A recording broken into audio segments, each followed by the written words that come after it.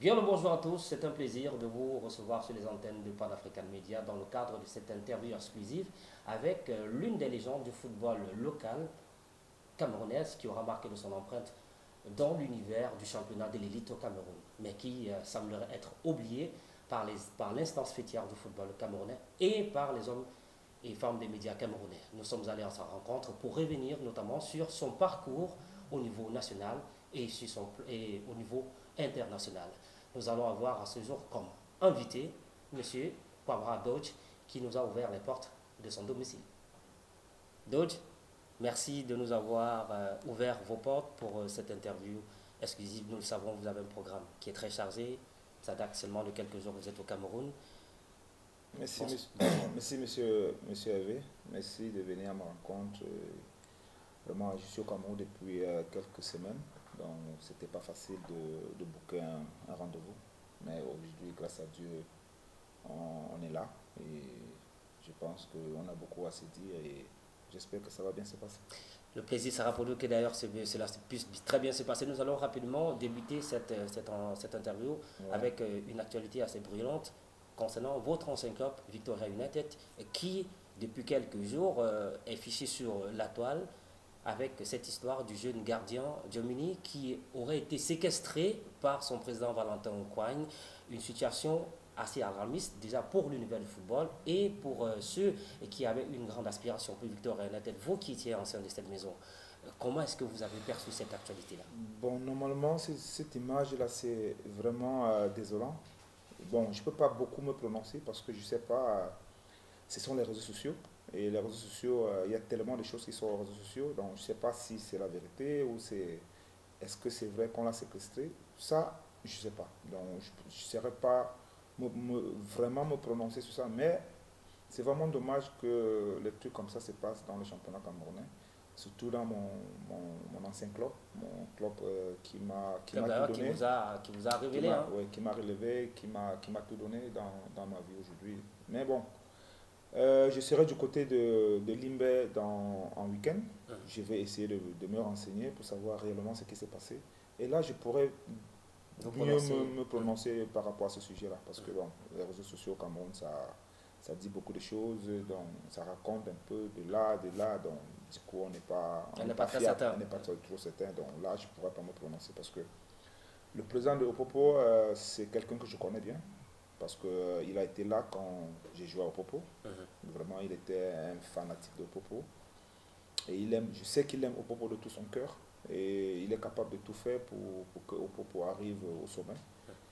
Bon, je ne le connais pas en train de faire ce truc qu'on l'accuse. Mais l'homme, je vais me renseigner et puis je pourrai me prononcer un peu plus sereinement après discuter avec lui. D'accord, c'est bien parce que vous avez évoqué le cas de Victoria United. Nous l'avons annoncé à l'entame de cet entretien. C'est le club qui vous a révélé, c'est le club d'ailleurs dans lequel vous avez passé 2 saisons. C'est le club qui vous a valu le titre de meilleur buteur du championnat camerounais. 25 buts, 25 réalisations uniquement au championnat. Jusqu'ici, votre record n'a pas été battu. Essayez un peu de nous expliquer comment est-ce que vous avez fait pour atterrir dans ce club-là. Bon, c'était un peu difficile d'atterrir à Victoria United parce que bon, j'avais la chance que j'ai une famille qui vivait à Limbe, donc je suis quitté du village à Bafan. J'ai donc décidé de changer d'air et de prendre vraiment ma destination en main.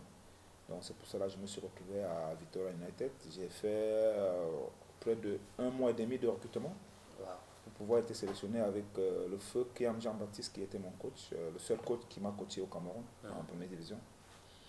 Donc au début c'était vraiment difficile parce que j'ai trouvé des grands joueurs là-bas comme Tia Paul, mon parrain. Jusqu'aujourd'hui on est tellement en contact et il m'a beaucoup aidé. Et, je me suis bien installé à Limbe. Bon, j'ai fait 2 saisons là-bas. La première saison, je ne peux pas dire que c'était mauvais parce que j'ai marqué 11 buts. Pour un jeune qui commence la première division et qui marque 11 buts en première saison, c'est pas mal. Et la deuxième saison, j'ai eu toutes les ouvertures. Je pouvais aller à Mont Cameroun, je pouvais aller à Union. Mais avec mon grand frère, on a décidé que je reste à Opopo parce que le projet semblait être fiable? Non, le projet n'était pas fiable, mais je voulais me confirmer parce que en allant peut-être à Mont Cameroun, à Union, je partais encore au challenge. Alors qu'à Victoria United, la deuxième saison, j'étais sûr à 200% d'être titulaire. Donc je n'avais pas de concurrent. On était deux et il n'y avait même pas assez de moyens pour recruter. Donc du coup, j'ai un peu oublié de suivre l'agent parce que je pouvais suivre l'agent. Je pouvais aller gagner gros à mon Cameroun. Parce que M. Fouadine avait vraiment beaucoup d'argent. Mais je n'ai pas regardé du côté agent parce que j'étais jeune et j'étais bien entouré parce qu'il y a mon grand frère qui m'aidait vraiment à tout. Donc je n'avais pas trop besoin d'argent. J'avais besoin de jouer, m'affumer et c'est comme ça que j'ai décidé de rester à Victoria United. Et franchement, la saison, j'étais tellement préparé. J'ai préparé la saison. C'est pour ça que c'était facile pour moi de marquer 25 buts parce que tous les matchs, j'étais en mesure de marquer 1-2 buts par match. Un véritable renard de surface lors de la deuxième saison de confirmation du côté des Victoriens. Revenons un tout petit peu sur le championnat lui-même. À cette époque, on le sait, nous avons l'Union sportive de Douala, le Canon de Yaoundé, le Tonnerre Kalara Club, la Panthère sportive d'Undé, pour ne parler que de cela. C'était un championnat qui semblait quand même tout de même assez relevé, mais Victoria United a sorti de là avec le mérite d'avoir le meilleur buteur du championnat. Normalement, Victoria United, cette année-là, normalement, on pouvait être champion. Mais juste, on a manqué des moyens pour pouvoir tenir le championnat jusqu'à la fin. Et malheureusement, même à la fin du championnat, on est descendu en deuxième division. Parce qu'il y a des matchs où... Vous étant j'étais meilleur buteur du Cameroun, mais mon équipe est descendue parce qu'il y a des matchs où on a voyagé à 14. Il y a des matchs qu'on a voyagé à 14, on est allé en Gaoundéré à bus, donc du coup, après à la fin, il y a beaucoup de joueurs qui ont désisté, et du coup, on a commencé à perdre les points, et on s'est retrouvé en train de descendre en deuxième division. Mais étant meilleur buteur du Cameroun, mais on est descendu en deuxième division, c'était un peu dommage, mais bon. Cette année-là, alors qu'on avait tellement bien commencé le championnat, donc, paix à son âme, M. Ndialakwan, notre président, il nous a lâchés un peu à la fin. Mais c'était dommage parce qu'on avait une très bonne équipe. Mais le championnat, à cette époque, était tellement élevé parce que je me rappelle le match phare que j'ai vraiment, que tout le Cameroun a commencé à me regarder, c'est quand j'ai joué contre le Racing. Le Racing Bafoussam. Ouais, et c'était le coach Junyonga qui était là, avec tous les meilleurs joueurs du Cameroun. Il avait Kamga Duplessis qui était ballon d'or déjà précédemment. Et tous les joueurs, je dis, Racing avait recruté vraiment tous les joueurs. Et le jour-là, j'étais tellement en forme qu'en moins de 45 minutes, j'avais affranqué 4 buts. On les a gagnés à Limbé 4-0. En une rencontre ou alors? Oui, en une rencontre. Non, un match. J'ai fait le quadruplé. Et je pense que c'était le match qui a fait ma sortie du Cameroun. Parce que c'est de là qu'après, j'ai eu des agents qui sont venus me voir et après je suis quitté du Cameroun. D'accord, vous êtes quitté le Cameroun, mais nous avons sorti de ce contexte camerounais-là. Vous avez forcément, étant du côté de l'étranger, vous suivez un tout petit peu l'actualité du championnat camerounais. Et s'il fallait le noter dans son ensemble, durant peut-être depuis les 5 dernières années, à quel niveau est-ce qu'on peut le situer, d'après vos analyses? Vraiment, ça a beaucoup baissé. Tout le temps que je suis venu au Cameroun, je suis allé un peu passer le temps au stade là. Tellement ça a beaucoup baissé parce que aujourd'hui, ce n'est plus la même chose qu'à... Il n'est plus concurrentiel? Non, il n'est plus concurrentiel parce que aujourd'hui, à nos jours, au championnat, quand tu vois, il n'y a pas assez de jeunes, de joueurs intéressants parce qu'ils ne sont pas concentrés. Ils ne sont pas concentrés parce que moi, quand je jouais au Popo, j'avais jamais eu l'idée de traverser même le Cameroun parce que j'étais concentré au championnat camerounais. On m'avait jamais dit, ok, j'ai un club là. Non, j'étais concentré au championnat camerounais. Et beaucoup, nos gars, nos voix nous surprenaient seulement. Malgré les moyens qui étaient tout de même assez précaires. Non, mais bon, la concentration je ne peux pas dire, on n'avait pas assez de moyens, mais les gens qui jouent au foot à l'époque là aimaient le foot. Aimaient vraiment le foot. Ils n'étaient pas là pour chercher l'argent. Je parle de moi, je parle de Soman Achoy, parce que je l'ai croisé quand il jouait dans Union. Il n'avait rien. Mais quand on se croisait au stade, tu sentais qu'on avait envie de jouer au foot. Tu vois? Mais nos jeunes d'aujourd'hui, bon, quand il sait déjà jongler un petit ballon, dans sa tête, c'est que non, moi je vais jouer à l'étranger, oubliant que d'abord il doit se concentrer ici au championnat camerounais. Et après, ça va venir seul. Moi, c'est venu seul. C'était pas la magie. j'ai pas fabriqué ça. Ma famille n'a même pas sorti 10 francs pour ça. Parce que c'est venu seul.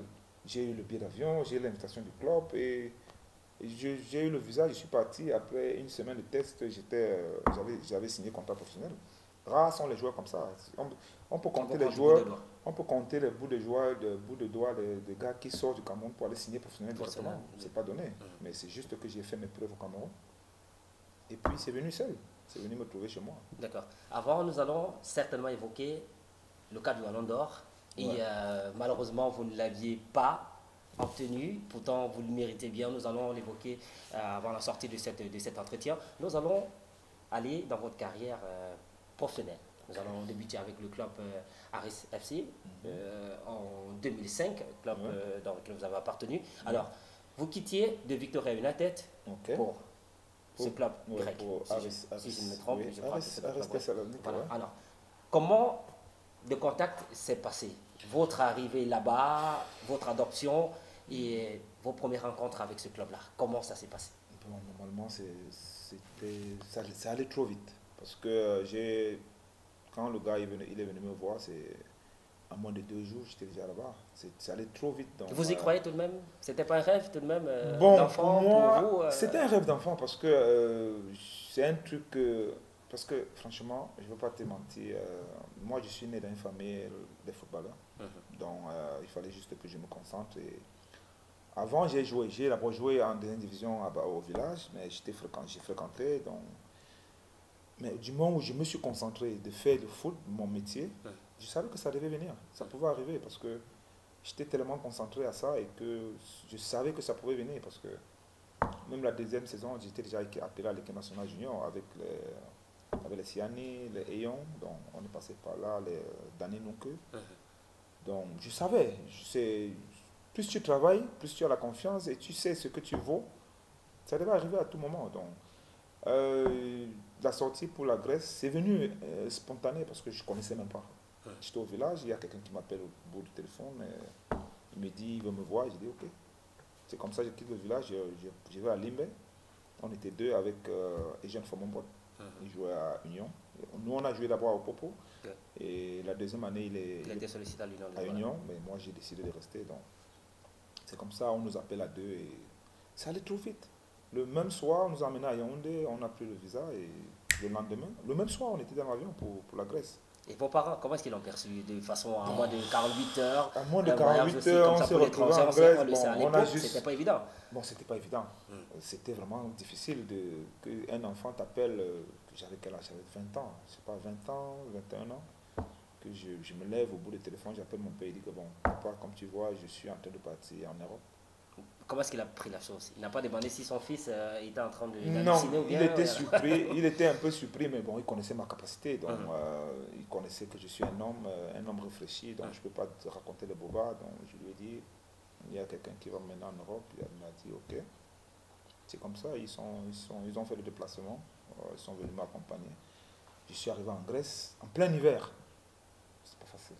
Franchement, c'est pas facile. Et à Limbi faisait un peu Non, froid, c'est pas la même, non, c'est pas la même chose. chose. C'est pas la même chose. C'est pas la même chose. Vraiment, c'est pas la même chose. C'était vraiment difficile. Mais quand tu regardes derrière, tu regardes ce que tu as laissé derrière, tu es obligé de tenir. Premier centre d'entraînement, à 15 heures, il y avait la neige partout.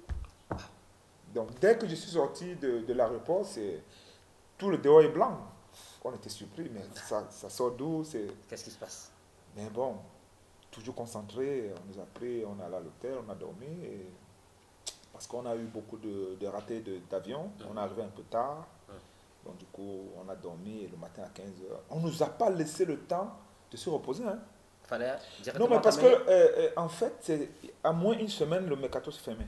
Donc, il fallait vite enchaîner les choses, il fallait me voir sur le terrain, voir ce que je vaux. Pour une confirmation. Pour une confirmation. Et donc, on a eu presque une semaine, on a joué des matchs. Bon, surtout que j'étais concentré ici parce que j'avais déjà signé à Union. Union sportive. Union sportive. La même année. Oui, avant de partir. Avant de partir. Oui, parce que c'était la fin de saison. Oui, quand j'ai pris mon trophée de meilleur buteur, j'avais signé à Union. Donc, j'étais prêt pour recommencer la saison. Donc, ça veut dire que j'étais en jambes, j'étais bien entraîné. Oui. Et c'est ça qui m'a sauvé parce que j'ai jamais arrêté. C'était la trêve, mais je continuais toujours. Parce qu'il y avait l'équipe nationale qui était là, tout ça. Donc, quand je suis allé en Grèce, ça m'a beaucoup aidé parce que après la trêve, je n'ai pas arrêté, je m'entraînais. Donc, après, j'ai fait 5 jours de test en Grèce et les gars ils m'ont confirmé. Et le week-end qui venait, Vous étiez aligné d'entrée de jeu. premier match, premier but. Oui, c'était. La consécration des Oui, textes. oui, oui. Alors, Oui, on peut le dire. c'est comme ça que j'étais confirmé. Je suis resté titulaire jusqu'à la fin de saison. Alors, c'est 19 matchs joués. Oui, 19 matchs, bon, j'ai pas beaucoup marqué, mais. 3 buts tout de oui, même inscrits. oui, C'est vrai que c'était un peu difficile. c'était pas mais évident. bon, c'était pas évident, mais tu vois, je suis entré dans le monde professionnellement et c'était bien, c'était bien. On a fait une bonne saison et ça s'est bien passé. Alors, nous allons évoquer votre deuxième club. Entre 2005 et 2007, le FC Tatabania, je crois, si je ne m'abuse, vous avez fait 33 matchs pour 14 buts inscrits. Ok. Mais là, pour les 2 saisons, quand même. C'est. bon, ça c'est. Je suis arrivé en Hongrie. Je suis arrivé en Hongrie à Tatabania étant blessé. Donc j'ai fait près de 3 mois à la maison. Mais c'est un club vraiment qui m'a beaucoup marqué parce que j'ai beaucoup appris aussi là-bas. Et de là, j'ai fait une marque là-bas. J'ai fait une très bonne saison. Et après, je suis allé à Debrecen. Donc j'ai marqué pas mal de buts là-bas et puis ça s'est bien passé. Ouais. Mais après la Hongrie, hein, vous êtes revenu du côté de l'Allemagne entre Oui, 2008 et 2009. je suis passé à Debrecen. Oui. À Debrecen. Vous avez fait 30 matchs pour 16 buts inscrits. Ouais. Là, vous prenez déjà de la pleine mesure du championnat professionnel de l'Europe. Ouais, ça j'étais déjà entré dans un autre monde, j'étais déjà prêt, j'étais posé, il y a ma femme qui était avec moi, la famille qui était là, donc du coup j'étais vraiment bien posé pour pouvoir aller loin. Aller plus loin. Alors cette année-là avec Debrecen, à quel niveau vous étiez situé au championnat? Non, on était premier. Vous avez été premier. Si, on a fini premier et on a joué même les préliminaires de la Champions League. On a joué on nous a éliminés au 3e tour de la Champions League. Et après, j'ai été transféré en Allemagne, à Duisbourg. Ouais. Alors, 2009, 2013, 2008, 2009, FC Duisbourg. Duisbourg, alors c'est 37 matchs également pour 16 buts inscrits. Décidément, vous êtes resté sur un cap assez pas stagnant, mais on dirait plutôt prolifique hein, pour le nombre de buts et le nombre de rencontres jouées avec un club européen. Est-ce que ça ne vous a pas notamment valu des ailes au point où vous disiez je peux titiller les grands de cette époque-là? Bon, moi j'étais un enfant qui aimait sa passion. Qui n'avait pas la grosse tête, de commencer à dire je suis un attaquant qui marque 10-11 buts par saison parce que c'est pas donné. Si je peux me vanter aujourd'hui, si on veut aller sur la toile, tu ne vas pas voir un Camerounais sur 5 saisons qui a marqué 11 buts par saison, toutes les années, consécutives pendant 5 ans. Tu ne vas pas voir, à part peut-être Samuel Eto'o. Donc, j'ai ce privilège de dire ça aujourd'hui parce que je suis l'un de ceux-là qui a fait au moins 10 saisons, qui a marqué plus de 11 buts par saison. Donc c'est pas donné. Ça veut dire que j'étais assez bien concentré, j'étais bien à mon poste. Et bon, comme tu le vois, ça s'est bien passé avec Duisbourg. J'étais le deuxième meilleur buteur de la Bundesliga. Ouais. Derrière Makiadi, qui est mon coéquipier, qui a marqué malheureusement un but de plus que moi. Et que c'est moi qui a fait la passe. Étrangement. Étrangement. Et à la fin de la saison, il a été meilleur buteur. Bon, c'est ça. C'est un peu triste, mais c'est le sport. C'est le sport. Il était numéro 10, mais il marquait tellement parce que c'était un joueur mature et vraiment. Ouais. Mais c'était une très belle saison hein, avec Duisbourg. Surtout un championnat que j'ai pas eu le temps de m'adapter. Hein. Oui, puisque vous n'avez fait qu'une seule saison. Une saison. Et normalement, j'avais signé un contrat de 4 ans. Et pourquoi est-ce qu'il était interrompu? Parce que là, quand on regarde sur il était interrompu parce que on arrivait à la fin de saison. J'étais le joueur de Duisbourg qu'on pouvait vendre parce que Duisbourg avec les problèmes financiers. J'ai pas voulu partir parce que la nouvelle saison, j'ai commencé j'avais déjà joué 3 matchs, 2 buts avec Duisbourg et on m'a obligé à aller à Club de Bruges parce que on avait besoin. En Belgique. Ouais, on avait besoin d'argent Le club avait besoin d'argent. J'ai parlé longuement avec le président. Non, moi, je voulais rester pour confirmer parce que je savais, si je restais la deuxième saison, jusqu'en Allemagne, l'Allemagne, c'est. Tu ne peux pas les mentir avec une saison. Une saison. Il faudrait une confirmation sur 2. Oui, en Allemagne, c'est ça. Dès qu'on te, la première saison, on a dit, ok, donc, il est venu, on ne le connaissait pas. L'adaptation et tout, on va voir. Il a fait une bonne saison la première année, mais c'est pas Bayern. Bayern ne va pas venir la première saison. Non. Bayern va attendre. Bremen va attendre. Tous les gros clubs là, ils vont attendre, ils vont dire, ok, peut-être même en mi-saison. Tu fais encore La même chose. la même chose. Il a du génie. Mais j'ai pas eu cette chance de rester. Mais j'ai été respecté beaucoup par les Allemands parce que j'ai signé par 2 fois étant blessé. Là, tu comprends que tu as de la valeur sur les yeux, tu vois. Donc, du coup, j'ai parlé avec le président de Duisbourg. On a discuté et on vous a convaincu d'aller à Bruges. On n'était pas convaincu parce que pour moi, quitter le championnat allemand pour la Belgique, qui était moyen, tout ça, donc du coup, pour moi, c'était pas évident. Mais bon. Vous avez ressenti une sorte de fracture au niveau de l'intensité. Oui, mais c'était une bonne chose parce que je partais au club de Bruges, j'avais la Champions League, j'avais l'Europa League que je pouvais jouer. Donc ça aussi m'a motivé. Une autre opportunité tout de même. Et je suis entré dans un autre cas parce que après là, franchement, quand tu vois... 4 saisons avec Bruges pour 83 rencontres jouées. En 4 saisons, 27 buts marqués. Ouais. Bon, mais la première saison, c'était... J'ai pas fini les 4 saisons, hein, parce que je pense que j'ai joué 2 saisons normales. Ouais. Les 2 saisons, c'était, j'étais prêté. Ah. Je suis retourné en Allemagne. En Allemagne, à Kaiserslautern. À Kaiserslautern, après je suis allé en Turquie. Ouais, donc j'ai pas fini les 4 saisons. À Gaziantep. Alors, nous allons évoquer le club Bruges, auquel vous avez marqué également votre histoire. D'ailleurs, c'est l'un des clubs qui a entraîné l'actuel sélectionneur de l'Europe en du Cameroun, Marc Brice. Même si son nom,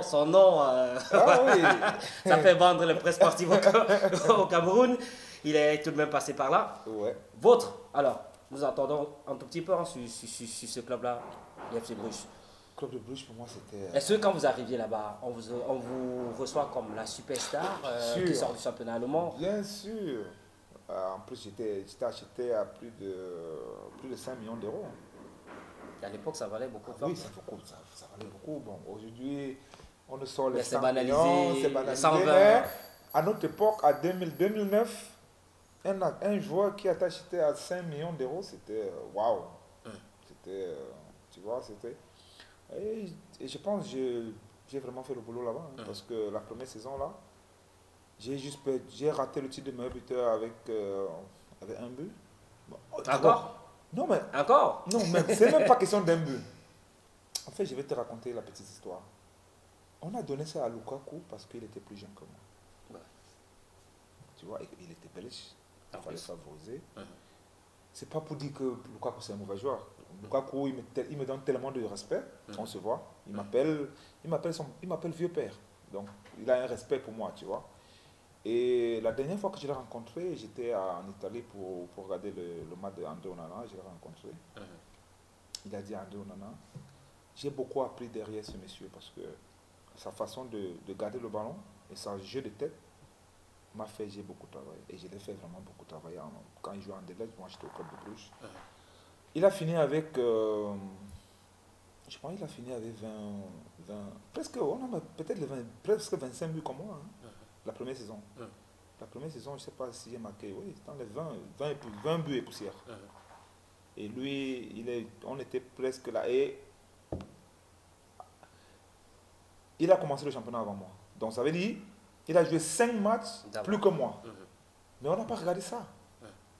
Maintenant, dès qu'on est arrivé au playoff, parce que là, il y avait... Même jusqu'à présent, ça se joue dans les playoffs. Oui, ça se joue dans les playoffs. Ils ont changé la loi. Moi, je suis allé au playoff. Ok, on était même dans le même playoff.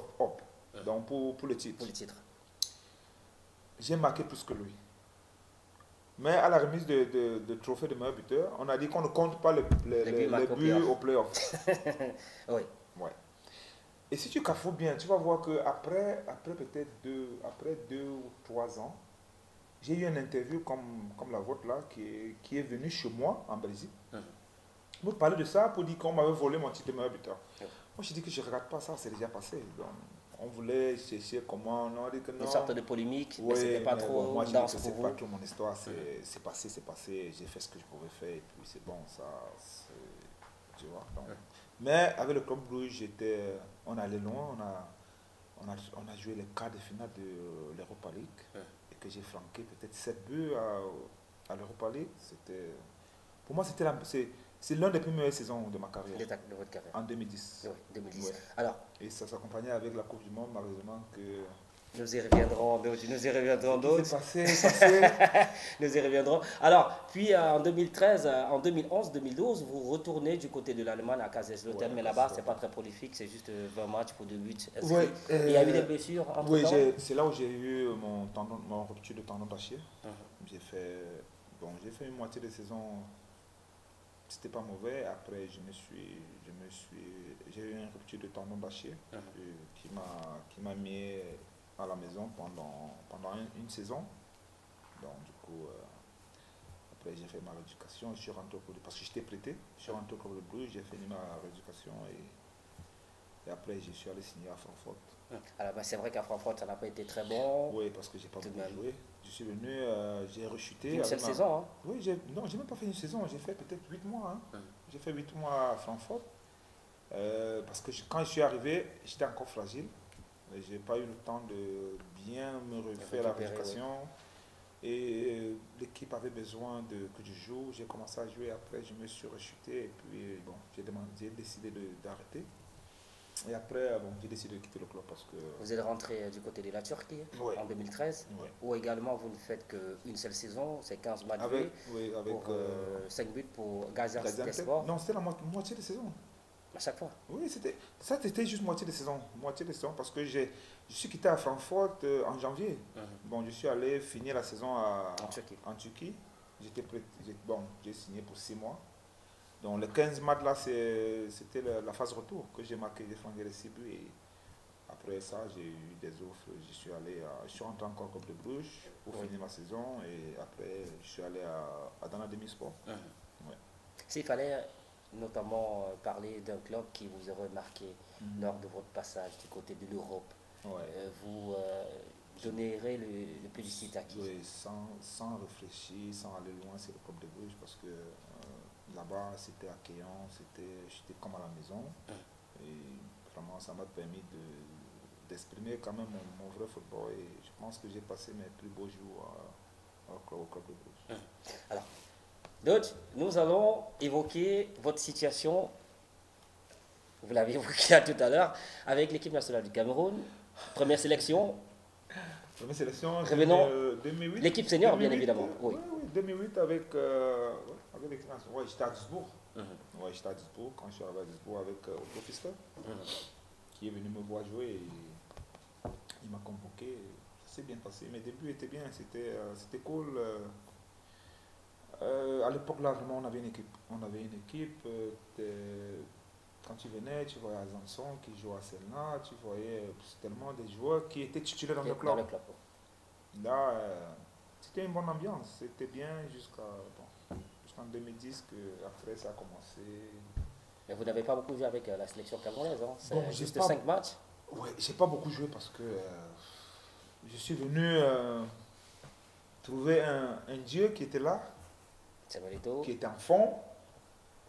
J'étais un attaquant, j'étais un enfant, donc du coup j'étais là, j'apprenais aussi, donc du coup il était là, il jouait tous les matchs, il flanquait les buts et tu n'avais rien à dire. Parce que quand je suis venu, il y avait Samuel Eto'o, il y avait Webo, il y avait Idrissou, il y avait même Ngom était là encore, il y avait aussi Zé Méonze. Donc c'était rude. Donc j'étais un jeune qui apprenait, j'avais rien à dire. Donc les petits trucs qu'on me donnait, mais j'étais là. Parce que le coach savait que j'étais prêt aussi, tu vois. Bon, on ne m'a pas beaucoup donné la chance parce que ça était là et tu n'avais rien à dire. Ouais, donc du coup, je suis un peu passé dans l'ombre de Samuel Un Eto'o à passage l'équipe nationale. tout de même un Oui, peu un amer, peu pas de très amer bons parce souvenirs que, quand oui, même. mais de très bons De souvenirs. très bons souvenirs tout de Oui, même. j'ai passé de très beaux moments à l'équipe nationale du Cameroun. Et c'est ce que j'avais choisi, hein, Mhm. parce que j'aurais pu jouer avec la Hongrie. Quand j'ai joué en Hongrie, les 3 saisons que j'ai joué là-bas, il y a l'équipe nationale de Hongrie qui voulait que je signe en Angleterre. Mais bon, après, le vert ou jaune, tu connais le vert ou jaune. Le Un continent, Cameroun, le oui, continent. non, non. On avait ce rêve-là quand on Mhm. quittait le cap du pays de jouer avec l'équipe nationale du Cameroun. Donc, du coup, c'était un rêve. Même comme j'ai pas trop joué, mais pour moi, j'ai passé de très bons moments à l'équipe nationale du Cameroun. Mhm. Ouais. Alors, aujourd'hui, avant nous allons sortir de cette actualité de l'équipe nationale du Cameroun, Ouais. il y a tout de même, est-ce qu'aujourd'hui vous ressentez l'équipe nationale du Cameroun aussi effrayante que lors de la saison 2008-2010 où vous étiez avec eux? Est-ce qu'aujourd'hui le Cameroun peut faire peur ou bien continue de faire peur aux autres nations africaines? On le sait, la dernière compétition africaine du côté de la Côte d'Ivoire, le Cameroun est sorti en huitième de finale. Ouais. Est-ce que vous pensez en fait qu'aujourd'hui on arrive à retrouver des voies qui peuvent amener au plus loin cette équipe nationale dans cette tanière-là? Bien sûr, bien sûr. L'équipe nationale du Cameroun, on a toujours eu de bons joueurs, mais c'est juste le petit des autres qui est autour de cette équipe-là qui les fragilise. Mhm. On a toujours les bons joueurs, on a tous les jeunes vraiment talentueux. Parce qu'à l'époque, on était des messieurs, donc, et des messieurs que le code n'avait pas trop grand-chose à dire. Oui. Aujourd'hui, il y a tellement de clans, il y a des ci, des ça, et ça nous freine. Parce que quand je vois l'équipe nationale d'aujourd'hui, il y a beaucoup de talents. Mhm. Il y a des personnels, il y a des talents, il faut leur faire confiance. Il y a Zambangisa qui fait bien, il y a Andonana qui fait bien. Pourquoi ne pas leur donner la confiance? Parce que plus on leur donne la confiance, plus ils sont plus responsables. Ils s'expriment plus. Mais si André Onana, en venant au Cameroun, et on dit qu'il est en train de bagarrer avec le président de l'Africa Foot, comment il va se concentrer pour jouer un match de 90 minutes? C'est pas possible. Il ne va pas se concentrer. Il va entendre ici, là. Nous, on n'aime pas entendre, mais il y a toujours les proches qui viennent raconter et puis ça te perturbe. Forcément. Un joueur, normalement, doit être concentré. Donc, quand tu n'es pas concentré, ça ne va pas. On a le potentiel, on peut aller loin. La Coupe du Monde qu'on a raté, il y a eu beaucoup de trucs qui sont passés là-bas. On a raté comme ça, à cause de ça. On pouvait même aller au deuxième tour. Mais il y a eu des trucs, Beaucoup des autres beaucoup de qui ont fragilisé l'équipe. Et même le dernier Coupe d'Afrique qu'on a eu en Côte d'Ivoire. En Côte d'Ivoire, on avait eu la chance de passer. On a eu la chance de passer, mais bon, déjà il y avait tellement de problèmes aussi, tout ça. Regardez en 2017. En 2017, moi, j'ai jamais cru à cette équipe-là. Mais ils étaient soudés. Au Gabon. Oui, ils étaient soudés. Il n'y avait rien à raconter autour d'eux, mais ils étaient soudés. On ne croyait même pas, parce que j'ai eu la chance aujourd'hui de côtoyer des gars qui jouaient là-bas. Oui. Et si tu imagines qu'on n'avait même pas fabriqué le maillot pour le deuxième tour, parce que même le ministère, même la fédération ne croyait pas que l'équipe nationale va traverser. Ils ne croyaient pas. Donc les gars ont joué les quarts de finale avec... le mois de huitième. Oui, les mois de huitième, parce qu'on n'avait pas floqué. Donc tu peux imaginer ça. Donc. Mais en ce moment-là, il n'y avait rien autour d'eux. C'était les gamins, ils sont allés s'amuser et ils avançaient étape par étape. Et à la fin, on a eu un trophée. Mais aujourd'hui, il y a tellement, avant d'aller jouer, on va les traîner par ici, on va les traîner par là, ils ne vont pas se reposer parce que Samuel Eto'o ne veut pas ici, le ministère ne veut pas ici. Vraiment. Autour des footballeurs, on a besoin de la paix. Ils n'ont pas besoin de ça. Avec ça, ils ne peuvent pas jouer. Avec ce que j'ai fait, parce que c'est un métier, ça fait 17 ans que je fais. Quand tu n'es pas calme, tu ne peux pas te concentrer, même si tu es Samuel Eto'o, comme on dit. Tu n'es pas concentré, oublie, tu passes à côté.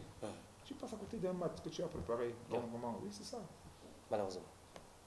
Pour cette CAN qui approche là, du côté du Maroc, quelles sont selon vous les chances du Cameroun au vu de ce qui se passe actuellement?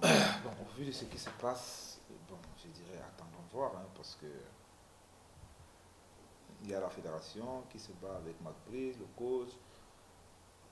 coach qui est avec ses joueurs, la fédération qui n'est pas avec les joueurs. Finalement, je ne comprends pas. Donc, je ne sais pas ce qui va se passer là-bas. J'espère qu'on a encore le temps pour que la fédération et le coach et le ministère se mettent ensemble. Oui, deviennent une famille. Et après, maintenant, je pense que si on devient une famille, je pense qu'on pourra faire quelque chose à la CAN parce qu'on a une bonne équipe. Hein? On a une bonne équipe depuis que Max Brice est là. 4 matchs. Les résultats plaident tout de même 4 matchs, en sa faveur. 5 matchs, c'est 4. 5 matchs. 5 matchs, 3 victoires, 2 nuls, 0 défaite.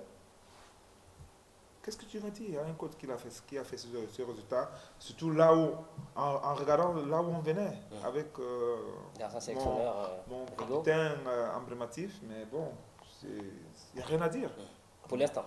Oui, pour l'instant, rien à dire. Donc laissons-le travailler et croyons un peu à lui, donnons-lui confiance, comme le ministère lui a donné confiance, et puis on avance.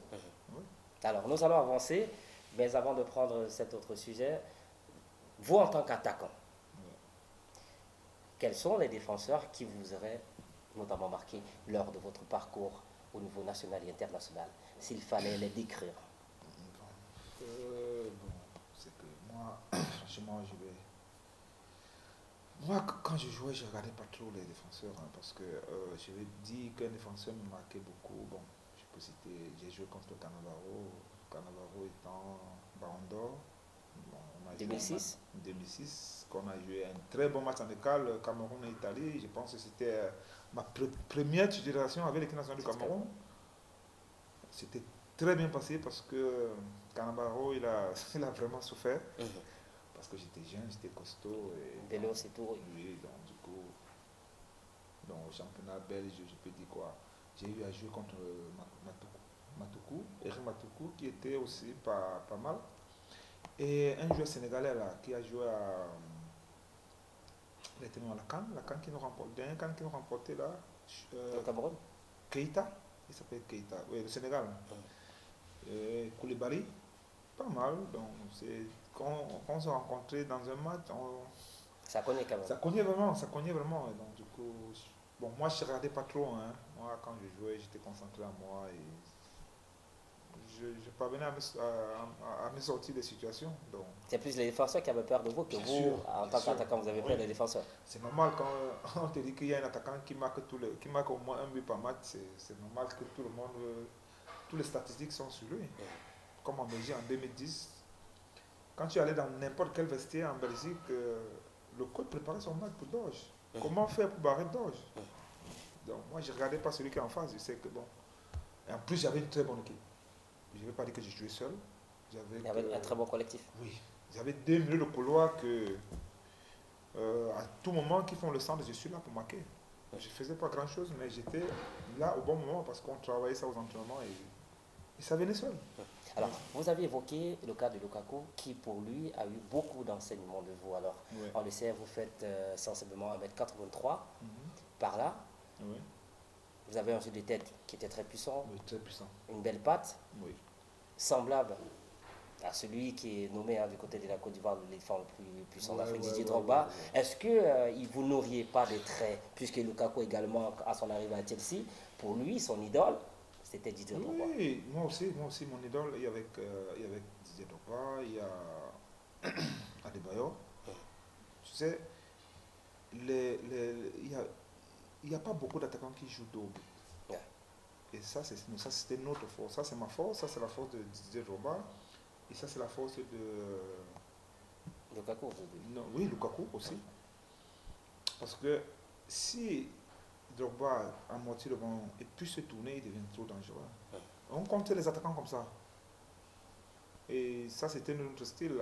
Moi, je l'ai beaucoup observé. Oui, les avancées typiques, pointeurs. Parce que moi, j'étais pointeur. Je n'étais pas sur les côtés. Non, j'étais fixe. Et ça, à l'époque, l'Allemand aimait ça tellement. Donc, c'est pour ça que quand je suis arrivé en Allemagne,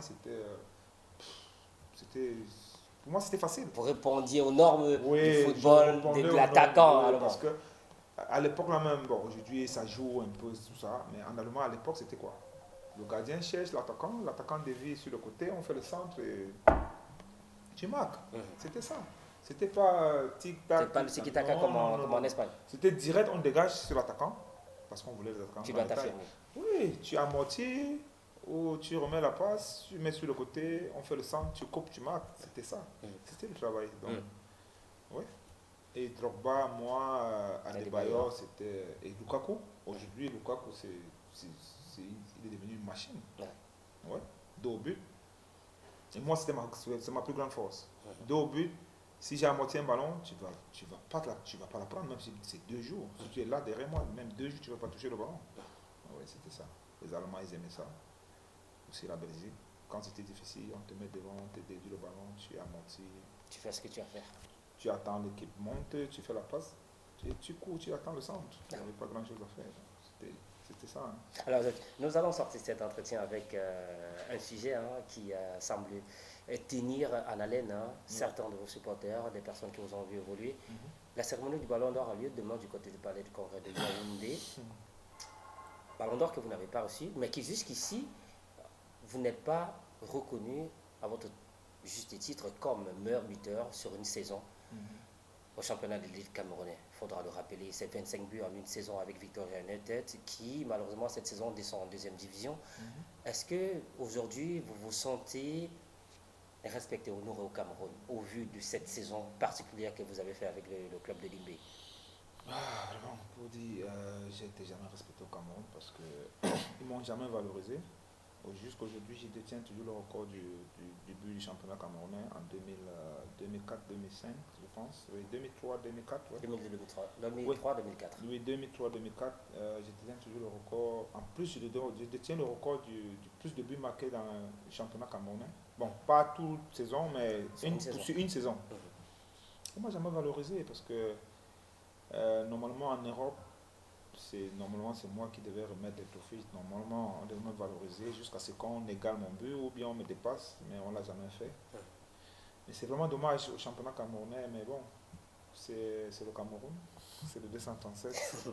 Avec ses réalités. C'est avec ses réalités et bon, j'ai un peu pensé parce que je me suis dit quand même c'est Samuel Eto'o qui est revenu, peut-être les trucs comme ça, il devait prendre un match parce qu'il a évolué en Europe. Il sait comment ça se passe, oui. Il sait comment ça se passe. Parce que je sais que jusqu'aujourd'hui, quand il y a des remises en Espagne, on le fait signe parce que... Voilà, il aura marqué son empreinte dans ce championnat. Et bon, si au Cameroun, on ne reconnaît pas ça, moi qui peux changer ça. Je suis là. Un peu déçu tout de même de cette façon de voir les choses? Bon, je suis un peu déçu parce qu'on n'a jamais valorisé quelqu'un qui a marqué son empreinte au championnat camerounais parce que je pense que Samuel Eto'o au championnat camerounais n'a pas fait mieux que moi.